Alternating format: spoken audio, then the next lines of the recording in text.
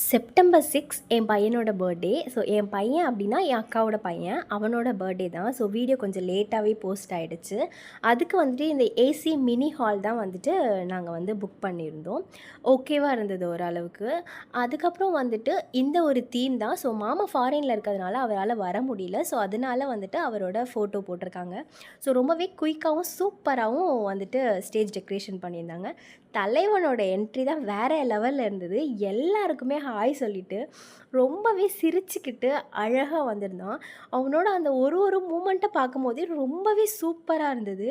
ரொம்பவே சிரிச்சுக்கிட்டு ரொம்ப செம்மையாக வந்திருந்தான். பார்த்துட்டே இருக்கணும் போல் இருந்தது.